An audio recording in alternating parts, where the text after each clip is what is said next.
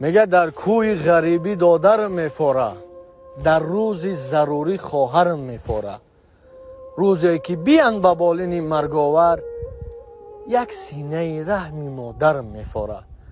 سرچشمه باغی بلبلان ای وطنم، خوشباد هوای بوستان ای وطنم.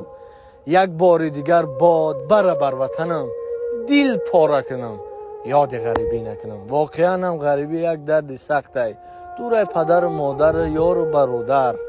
میگه که این شانه شمشادی می پرکنده، یک خواهر یک اپی دل پرکنده. خط کرده روان کنیم به دستی بنده، چند سال ندیدیم امیدها کنده. خدا کنه که روز جمع شینه سر یک سفره بشینین و هنمو جمع تونه پروردگار پراکنده نکنه.